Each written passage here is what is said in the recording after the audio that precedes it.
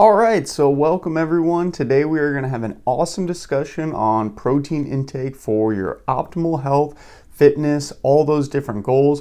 We're going to talk about how much protein you need, plant versus animal proteins, some of the best sources of protein that you can be intaking in your diet, and even looking at some of the supplements.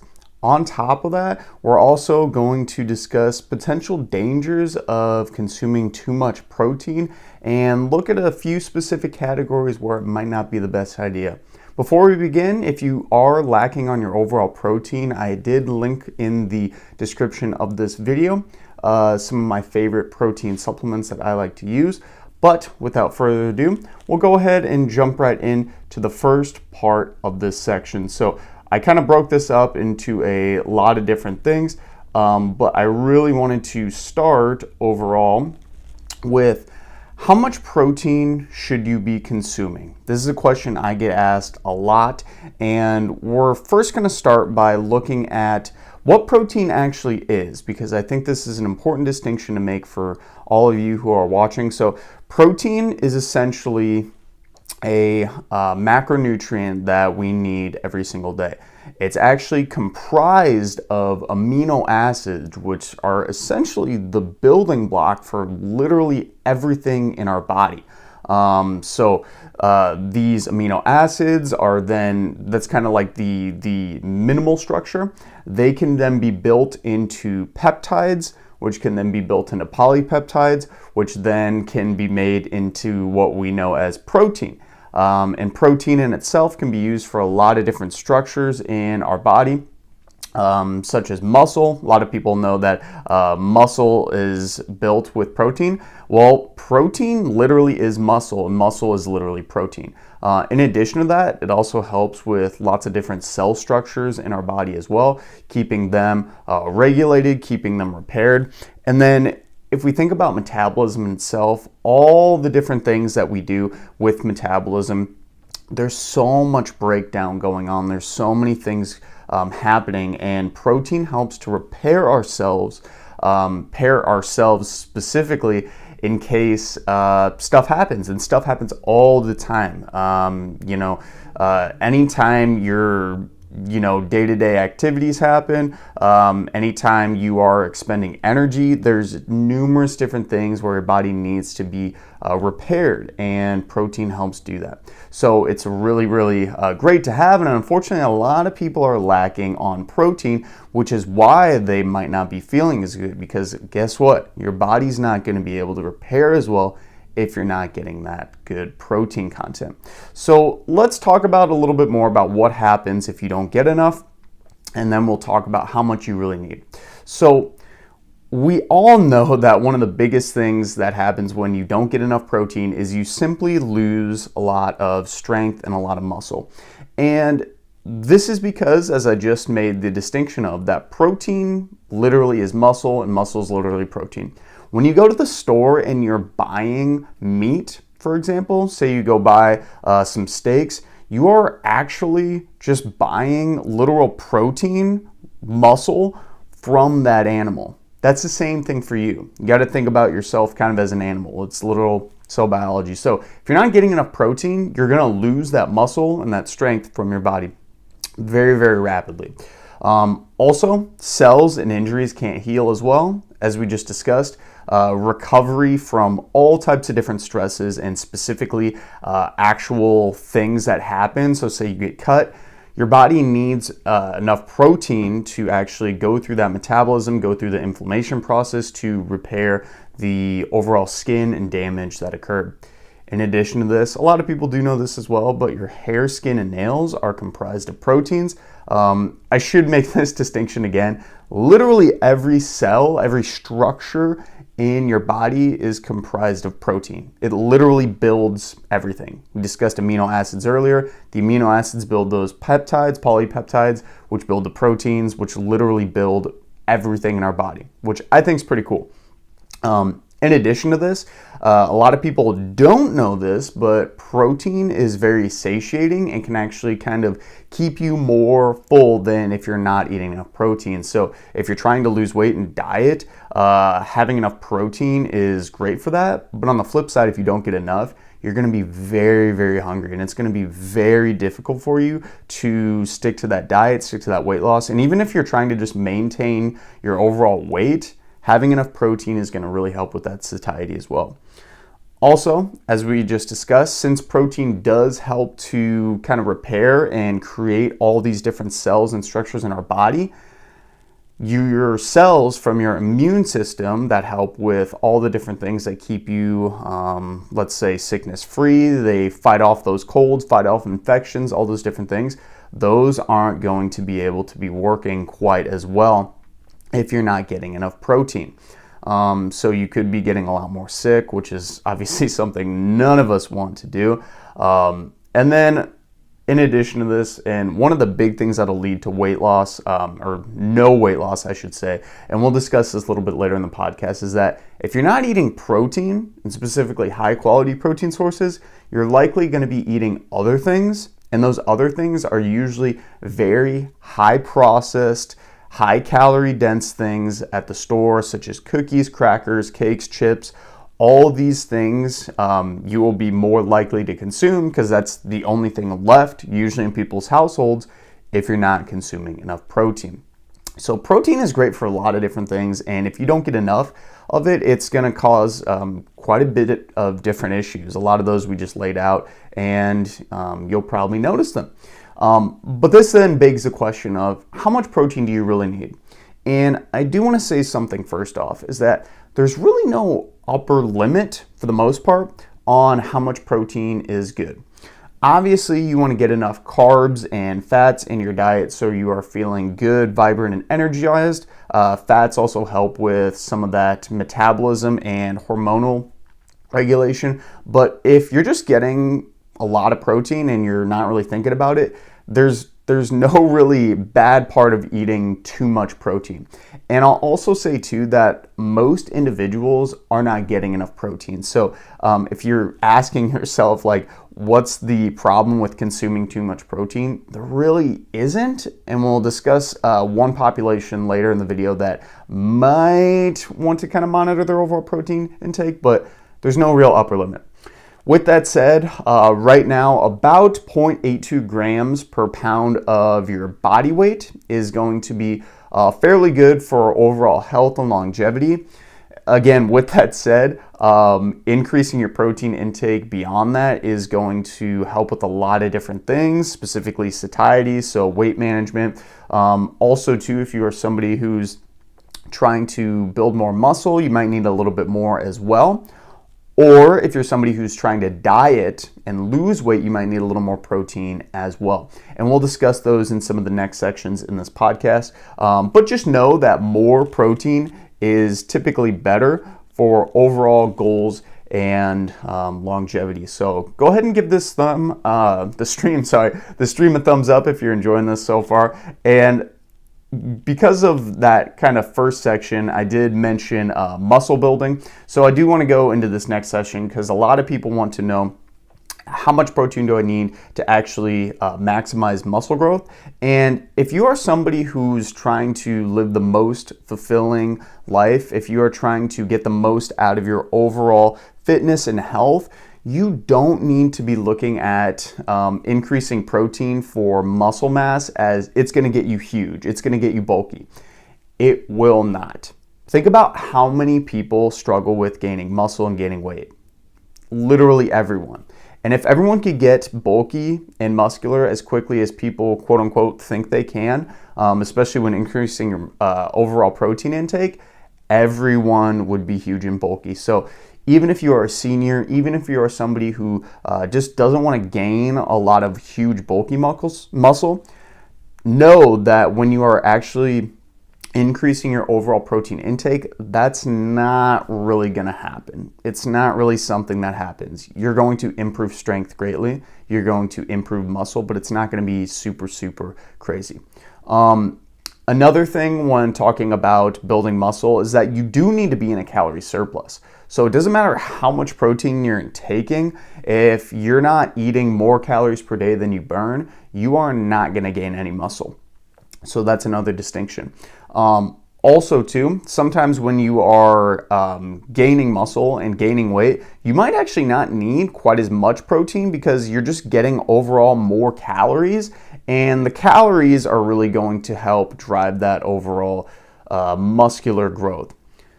With that said, 1 gram per pound of body weight is probably a good idea. This is a good general rule of thumb that has been around the fitness industry for a long time. You can go a little bit more, maybe you can get by with a little bit less, but for the most part, just make it easier on yourself. Try to get 1 gram per pound of body weight. So if somebody weighs 130 pounds, you're going to try to get about 130 grams of protein per day. That's going to set you up really, really well for overall muscular development and building some good muscle for yourself. But I do want to say too, more protein, as in if you go beyond that 1 gram per pound of body weight, does not equal more muscle. So there is kind of a point of diminishing returns, and that point of diminishing returns for the most part is about that 1 gram. You can get some more benefits from eating a little bit more, which we'll kind of talk about in this next section. So if you're trying to maintain the overall amount of muscle that you eat, or maybe you're actually losing weight, you do need to increase your overall protein. And you might be asking yourself, why is this? Well, when you're losing weight, your body is trying to hold on to as much basically energy as possible. And muscle in itself, which as we discussed earlier, protein is muscle, is very metabolically active. It takes a lot of energy to use. So your body is actually going to go towards that as a source of energy because it does have some pretty good energy to use.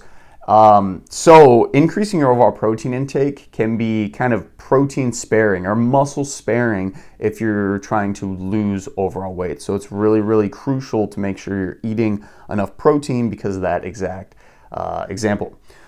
So because of this, I usually tell people about 1.5 to 2 grams per pound of body weight. So that's a lot more than we were discussing earlier. And this is probably going to be a lot more just in general. If you're ever just getting into fitness and health, you probably realize, man, even just eating 1 gram per pound of body weight every single day is pretty tough. So this is really going to help with overall weight loss. It also does help with satiety too, as we discussed earlier. Satiety is very important when you're trying to maintain the overall amount of weight that you're eating, and protein is very good at keeping you satiated or full.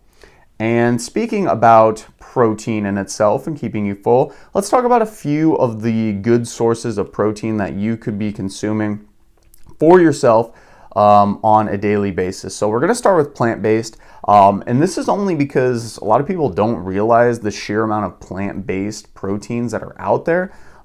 So one of the great ones that you can do is anything with whole grains. Whole grains typically has a little bit more protein in it. So this could be something like oats, could be whole wheat bread, it could be some cereals. I know like shredded wheat, for example, some of those bran ones, they have a little bit of extra protein. Pastas, some of those whole wheat pastas have some protein.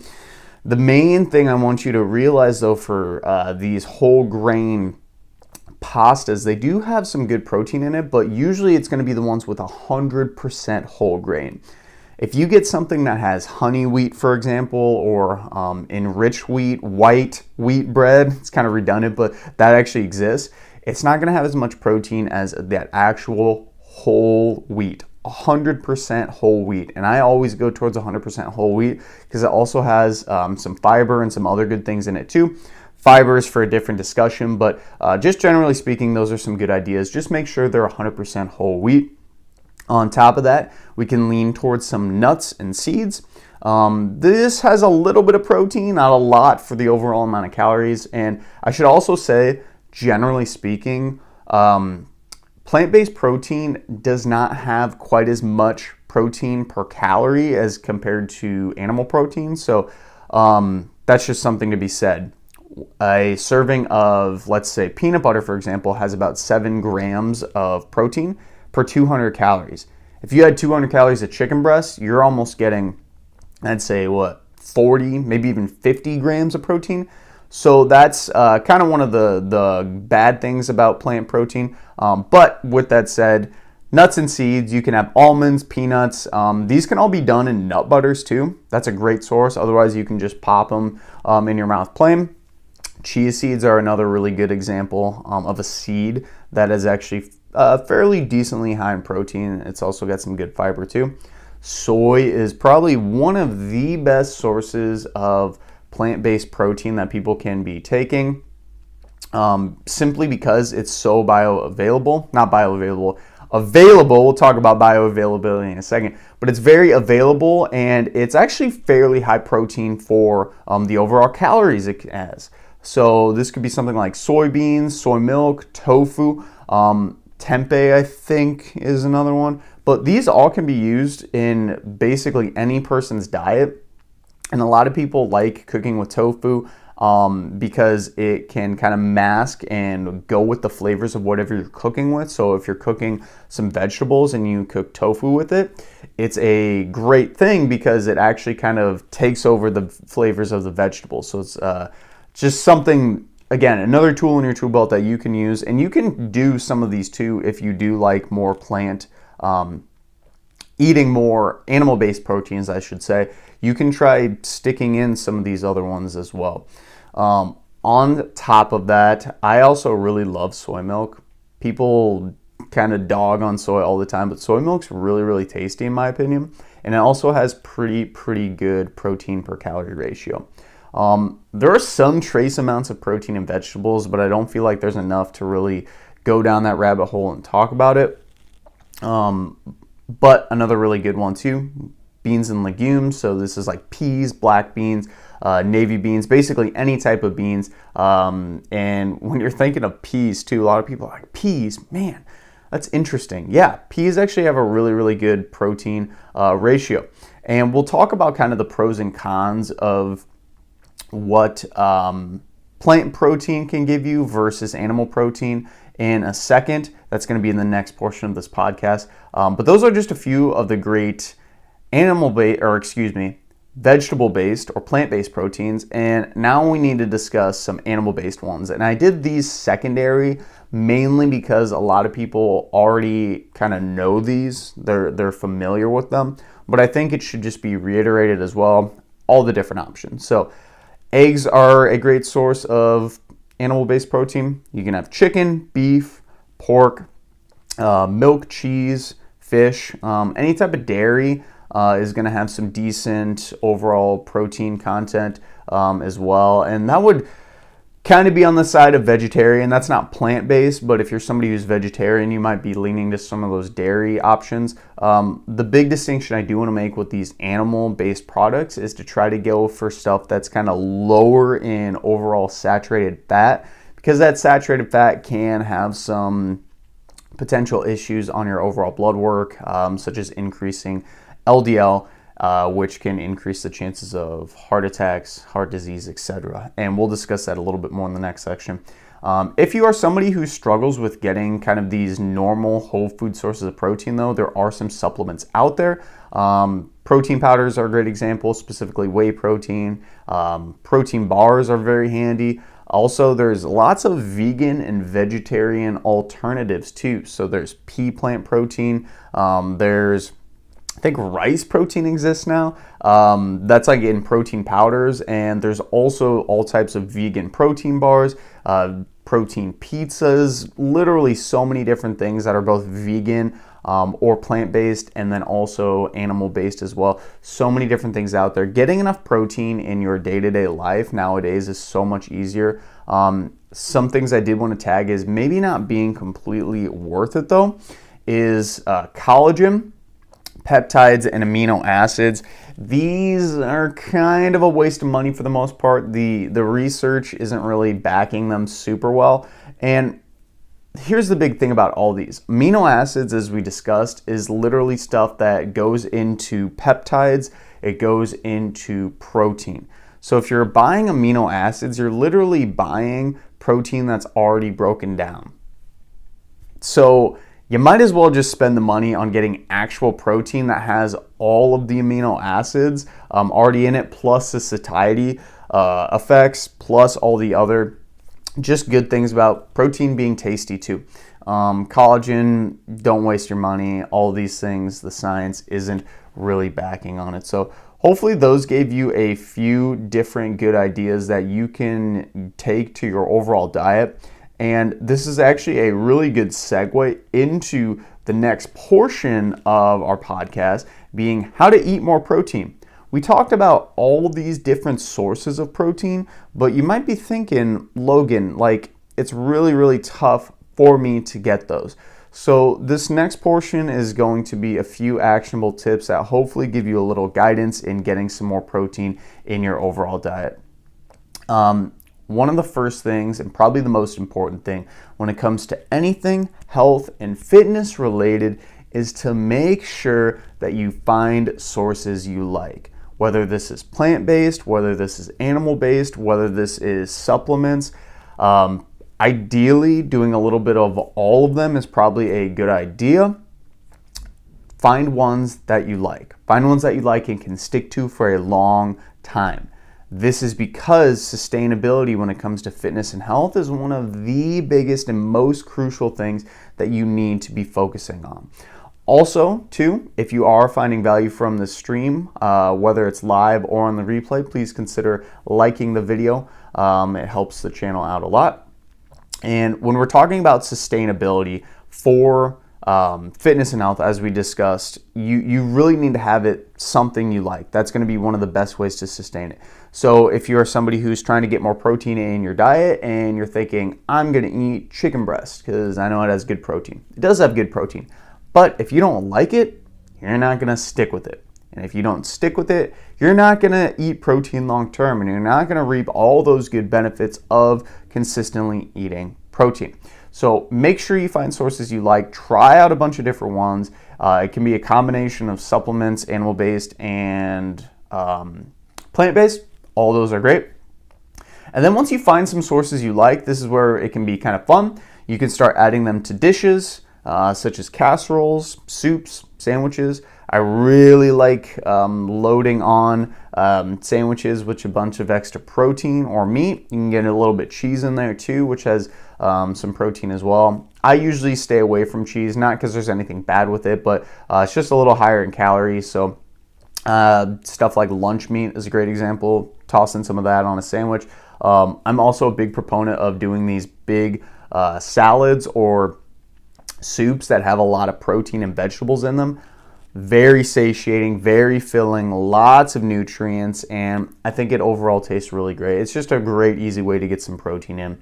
On top of that, you can make sure to just add them to every meal. So make it a literal rule of thumb that I'm going to add protein to everything, even if it maybe doesn't make sense. So say you have breakfast normally and you have like pancakes. Pancakes by themselves, probably not something I would recommend for a breakfast, at least a breakfast you would eat all the time, because there's not a whole lot of nutrients in it, especially because people usually make it sweet. So say you have breakfast and it's sweet like that. Even if it maybe doesn't sound the best, have a little bit of chicken, have a little bit of meat, maybe some plant-based alternatives. You could have some beans or something with it. You could lean on to a protein supplement in the morning, having a shake. Having protein with every meal is a great way to ensure that you are going to be hitting your overall protein goals for the day. And as we discussed earlier in the podcast, 1 gram per pound of body weight is probably good for building muscle. 1.5 to 2 is probably good for if you're trying to maintain your weight or lose weight. You need a little bit more when you're trying to lose weight. And then 0.82 if you're not doing those things. But I would just go up to the 1 gram, as that's really, really easy to remember. But adding them to every meal, super, super crucial. And then when you are snacking throughout the day, you should try to have snacks that are protein based. A lot of people will snack on things like crackers, maybe a little snack on, I don't know, just like a piece of bread. A lot of these are usually higher in carbs just because those are usually readily available around people's homes. And the problem with these is that they're not very overall satiating. They don't really fill your hunger very well and can make you ultimately more hungrier very shortly after that for more things that might not be the best for you. So one of the best tools that you can use is when you do snack, and this will really increase your overall protein intake. Make sure you literally have protein with those snacks. Kind of like having protein with every meal, having them with every snacks is a very, very crucial way to get more protein. So if you are maybe snacking in the afternoon, you could have something like some hard-boiled eggs, for example, maybe still with a little bit of the crackers, but trying to take some of the crackers away and then adding some more protein in place of that. I love cottage cheese as a snack with a few crackers. Cottage cheese is a very good high protein source and it fills me up. It gets my protein up for the day to get all those positive benefits for muscle building and cellular repair. And then also it just keeps me full. So I don't want more stuff later. So I'm eating more throughout the day. So those are a few different things. In addition to that, having protein available will make it so much easier for you to stick to your weight loss goals, your health goals, and all those different things. A lot of people ask me, how can I eat healthier? Make healthier food always available. If that type of food is always available in your home, that's going to be the first thing you always lean towards and grab onto when you're hungry, when you're looking for something. You're not going to open the pantry and see, oh, there's some chips, there's some cookies, I'm going to eat those. If you open your pantry and you say have some protein bars, maybe you open your fridge and there's pre-portioned out pieces of chicken breast. I keep using chicken. You can literally use any type of protein source. Cottage cheese, for example, that might be one that's kind of at ISET. Having them available and ready for yourself makes it so much easier to get protein in. And we're just setting up our environment better for ourselves. Also, too, some of these shakes and protein bars, I did link below in the description my favorite ones. Having these actually in your diet, specifically having them in your house to have in your diet, makes it very easy to get protein when you're on the go too. And a lot of people have a tough time getting protein when they're on the go, when they're going to work, when they're always just really busy and bouncing around the home. So that's a few good tips that you can do to implement the protein in your diet. And trying to do all those are a great way to do it. So the next portion of the podcast, we're going to talk about how much protein we can absorb at once. And the way I want to kind of phrase this section is to discuss what happens when you don't absorb something in your body. When you don't absorb something, you will likely either have diarrhea, you might vomit, or you're going to have a bowel movement. That thing that you're eating or ingesting has to go somewhere. So if you're eating too much protein, you're either going to have extremely large stools. I should say eating too much protein and the fact that you can't actually absorb it. You're going to be having either extremely large stools, you are going to vomit it out because your body can't take it in, or you are just going to let it pass through diarrhea. So it's not going to process, it's just going to go straight out of you. So that doesn't happen. That literally doesn't happen.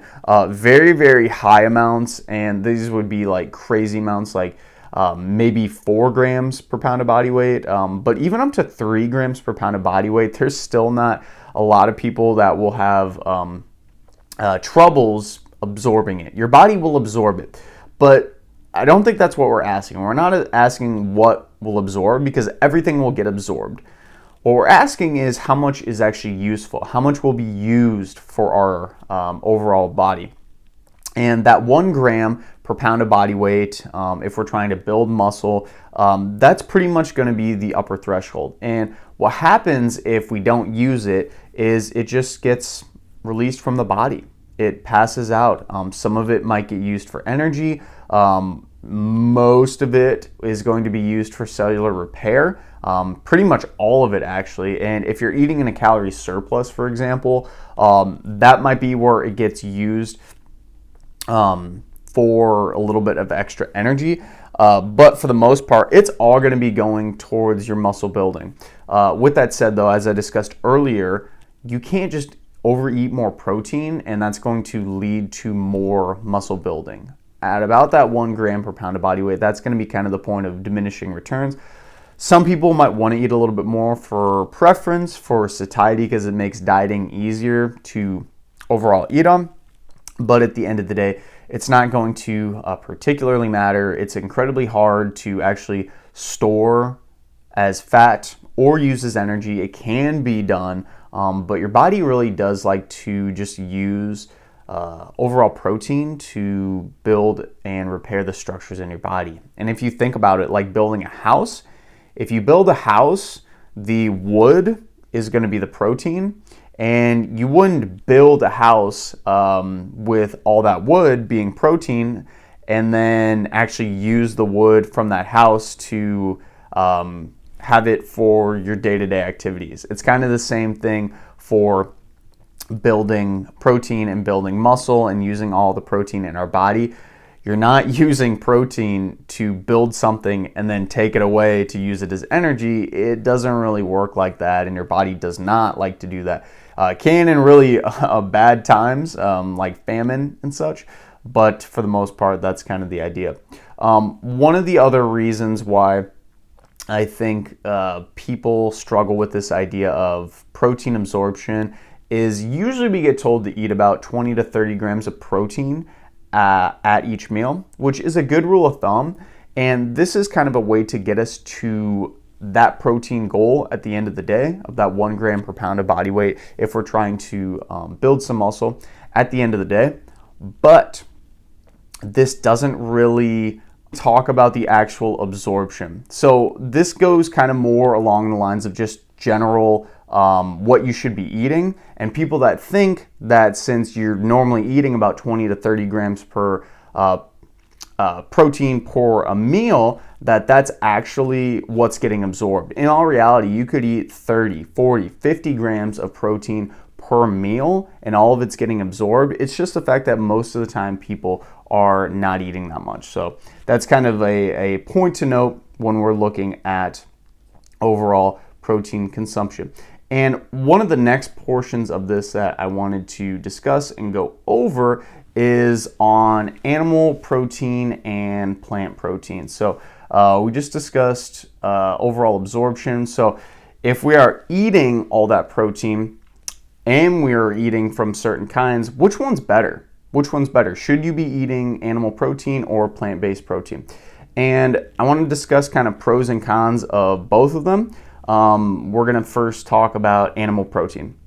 So animal protein in itself is more bioavailable, and bioavailability is essentially the ability for your body to take in a certain nutrient, absorb it, and use it for everything it needs to. So for protein, for example, that's going to be used for cellular repair and helping to build all the structures in our body. So it can easily be done with that. Also protein too, another pro of protein is that it is mostly complete proteins. If you're not aware with it, protein actually can be incomplete, as in it doesn't have all the amino acids that you need for your overall health and longevity of your body. So animal protein basically has all the amino acids in it. Plant proteins is kind of the opposite, so it's not quite the same.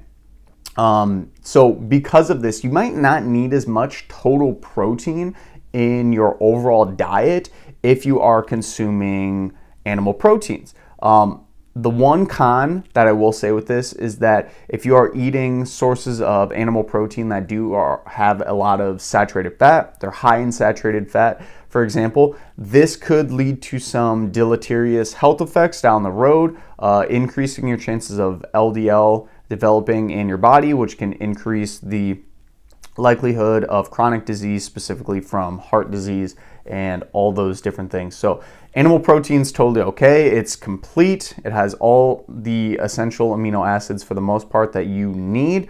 Also too, it's easier if you're trying to get more protein and you find it hard to eat a lot of food. This might be a better option for you because the amount of food you need to eat, specifically the amount of protein you need to eat with plant-based protein, is much more higher because those animal proteins are not complete.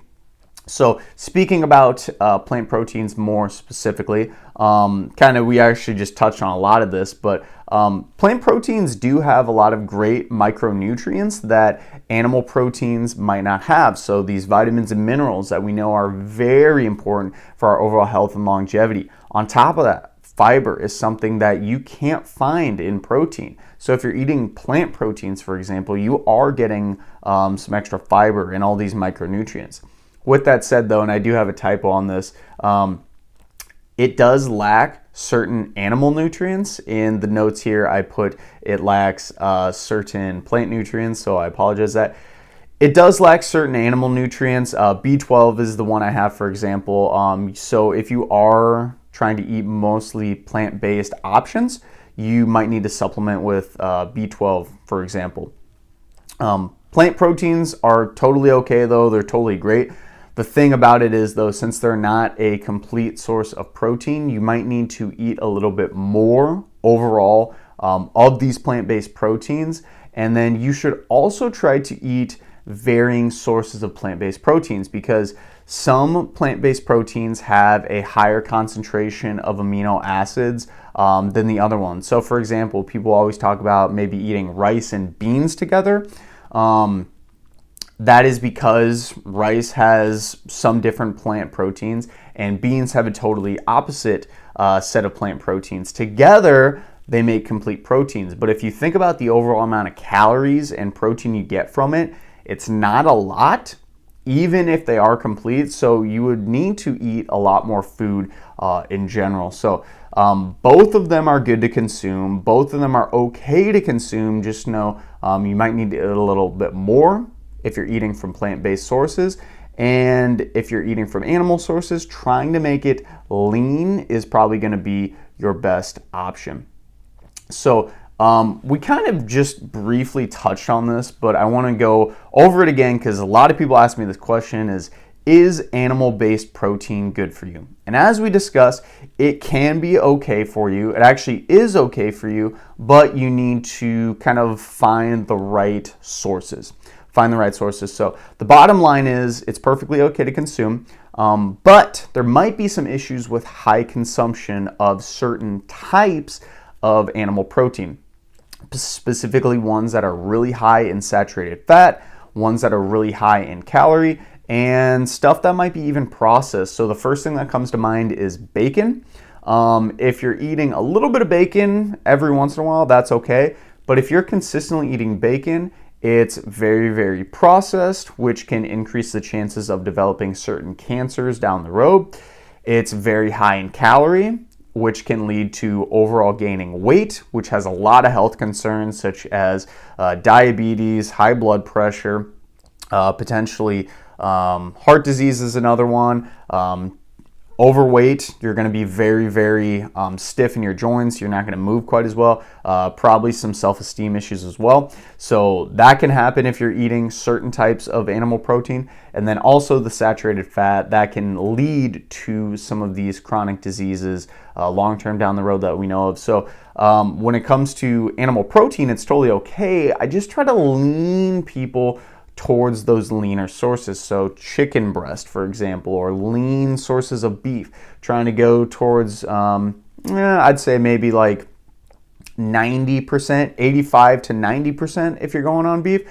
Because just know that even though it's cheaper, it might be cheaper to get, say, 70% ground beef, you're actually going to be paying more down the road in all the medical costs from overeating on saturated fat, plus the fact it's very high in calories. So leaning towards those leaner sources are going to be a better option for you. Also, if you are somebody who's consuming dairy for your protein sources, so milk actually has a pretty good amount of protein, cheese does too. There are either fat-free or lower-fat options that are out there that are pretty good ideas if you're trying to maintain your overall weight, still consume animal protein, but kind of not have all the extra things with the extra fat intake that comes with that. And I'm not saying fat is bad too, and actually saturated fat too. You can get about 5 to 10% of your calories per day from saturated fat. But after that, there are some health concerns that you should be aware of. So hopefully that addressed animal-based protein pretty well. The next portion I wanted to talk about, and this is because I work with seniors a lot, and if you're not a senior currently, hopefully, God willing, you will be a senior someday. So this is important for you to know. But let's talk about what protein intake seniors need. So seniors need more protein in general. And we'll talk why about this in just a second. But they need more protein in general. So earlier in the podcast, we talked about needing about 1 gram per pound of body weight to overall build muscle, if you're trying to build muscle. And I would highly recommend for all seniors, older adults in general, to try to go beyond that. Also on top of this, trying to increase your overall protein intake before bed. This is because at bedtime, that's when a lot of those recovery processes happen for ourselves and specifically older adults. So protein before bed, great idea, just in general. And the point that I really want to make, you might be asking if you're a senior or you care for somebody who's a senior, is why do they actually need more protein?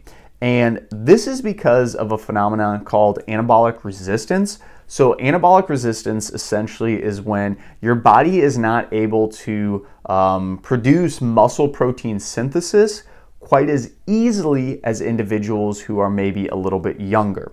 So when you're younger, you're able to produce muscle protein synthesis very easily. And muscle protein synthesis is something that needs to take place for literally any type of basically protein synthesis of the body. So creating the structures in our body, creating, if we're talking about muscle protein synthesis, it's going to synthesize muscle. But protein synthesis just in general is happening to all the cells and all the different things in our body. Individuals who are older can't do this as well. And we know specifically with protein increases protein synthesis. Just eating it increases protein synthesis, and specifically muscle protein synthesis. So if you are older, you need to be eating more of this because your body can't produce that protein synthesis, and specifically muscle protein synthesis. Man, I'm gonna lose myself there. Too many syntheses. But it's very important for seniors regardless, and a lot of them like consuming stuff with shakes, supplements. A lot of people like Ensure. All those different things are great options that you can do to improve your overall protein intake. And speaking along the lines of overall supplements, some seniors might be using supplements. People will always ask me about protein supplements and if they're good for weight loss, if you need them for weight loss. So let's talk about protein bars and protein supplements just in general and see if they might be good for your weight loss tools. And before we actually dive into that, I want to talk a little bit about how weight loss occurs in general, because I think it gives some important context to answer this question overall. Energy balance is key when it comes to weight loss. So calories in versus calories out. If you are eating more calories per day than you burn, you will gain weight. If you are eating less than you burn, you will gain weight. So I always give the example of somebody's eating 2,500 calories per day and you are eating 2,000 calories, you're eating 500 calories less per day than your body needs to maintain the weight. If you do this, you will lose weight. So when looking at protein bars, or specifically protein supplements for weight loss, if you are consuming these things and they are actually getting you to lead to that calorie deficit, guess what? You 100% will lose weight. But if you're eating all these protein supplements, thinking that I'm going to gain a bunch of muscle, I'm going to lose a bunch of weight, etc., guess what? You're going to gain weight. Calories in versus calories out is the main thing. Some pros and cons about eating protein bars and specifically protein supplements. A lot of them are very sweet. So that's kind of the first thing. They're kind of mimicking like a candy bar, and obviously a lot better to eat than a candy bar because they do have usually some decent protein. It's a very quick access to protein actually, and they might actually help to stave off some of those cravings. So I know a lot of people who like consuming protein bars, for example, who will use that instead of eating a candy bar at night. And if this is you, for example, that's great. That's great. You know yourself very well. Some people, on the flip side, can't do that. They will eat a protein bar, say a protein bar that's very tasty, very close to a candy bar, for example, and they will immediately start getting cravings for sugary stuff. It really depends on the person. Some people will be able to use them as a tool to stave off those cravings, and some people just makes those cravings way more intense. So in that case, it could be a good way for you to overall get some more protein in your diet. If you're getting value from this so far too, please consider liking the video. Greatly helps me out. And moving on, we can then talk about some cons of protein bars. And one of the biggest things with protein bars is that they're actually kind of high in calorie. Since we just discussed they're kind of a substitute for candy bars, we know candy bars are usually around 200 to 300 calories a pop for one of them. Guess what? Protein bars, essentially the exact same calorie amount. And the thing about protein bars is ones that don't have fiber in them, they're not very filling. So you may be eating something like a protein bar in place of a candy bar, for example, and you're getting a little bit of protein, right? That's great. You're potentially staving off some of those cravings. That's great.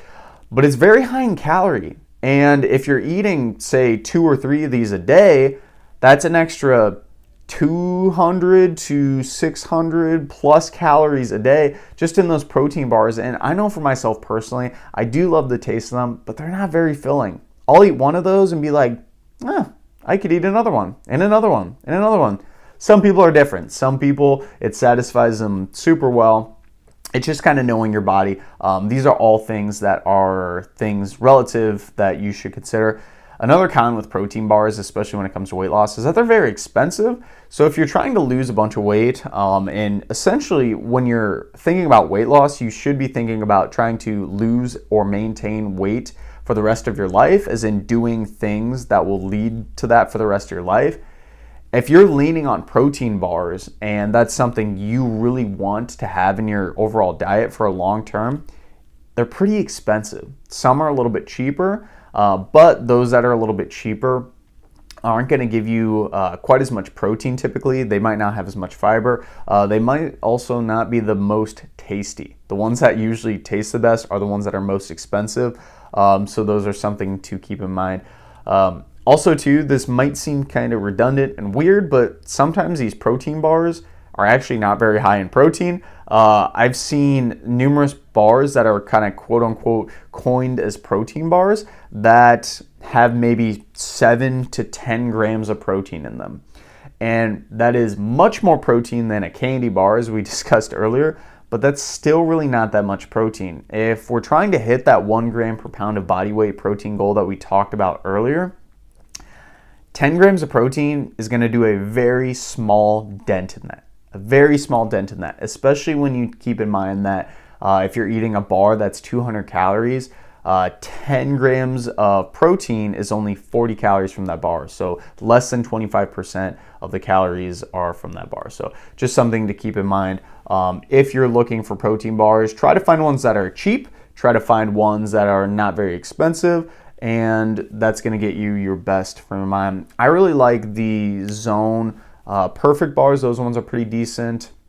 Also, I did link some ones below in the description that I also enjoy. You can check out as well. And then kind of the last thing I wanted to talk about, still along the lines of supplements, but just protein in general. And is it dangerous? Is it dangerous for you? And a lot of people will always ask me this. It's like, I heard that whey protein is bad for your kidneys, or I just heard that eating too much protein is bad for your kidneys.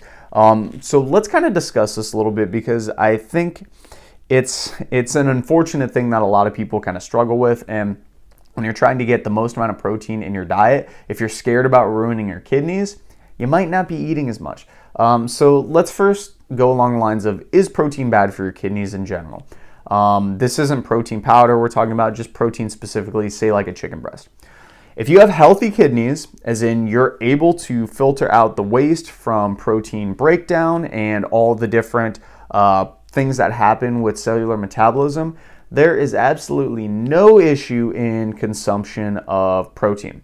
You can essentially eat almost infinity protein, as much as you want. Obviously, there's a gray line with that. You get to a point where you're consuming too much of anything, and it's harmful for you, and we'll call this cancer. So this is kind of going to that recommended value we talked about earlier, 1 gram per pound of body weight. If you have unhealthy kidneys, though, on the flip side, you're somebody who maybe is going through kidney failure, or early kidney failure, or you need dialysis, all these different things, you're not able to filter the waste quite as well from protein breakdown when we use that protein. So when this happens, it can actually end up building into the bloodstream and cause a whole host of issues. So if you're somebody with unhealthy kidneys, and you would know this very quickly, you would feel very bad, your protein does need to be monitored. So it should be a point to note. Going along those lines, we can look into the next portion of what is whey protein. And whey protein in itself is simply a byproduct of dairy. It's put into powders, bars, etc. And if you're somebody with healthy kidneys, since we just discussed that protein is okay for healthy kidneys, specifically, and protein is actually okay even if you have unhealthy kidneys. It's just kind of the dosage of it is what you need to be concerned with. But if you have healthy kidneys and you can digest dairy okay, you don't have any lactose issues, whey protein is perfectly okay to consume. It's perfectly okay to consume in a bar, powders, etc. But if you do have unhealthy levels of kidneys, or I should say unhealthy levels of basically kidney function, so it can't do all the different things it needs to filter blood, to filter all the different toxins and excrete it through urine, through our body, that might be something where maybe protein supplements aren't even that good for you to take just in general. And this is because you can get a lot of protein very, very quickly from these protein supplements. And if you're trying to monitor your overall protein intake, that could shoot it through the roof and cause a whole host of issues. So protein powder, specifically whey protein, is perfectly safe for anyone with healthy kidneys. But if you're somebody who's not quite the healthiest with your kidneys, it would be something I would consider. Thanks so much for watching the video. That's the end of it. Hopefully you gained something from it. Like it, subscribe to the channel for more videos informing you on health and fitness regardless of your current abilities. Thanks so much. We'll see you in the next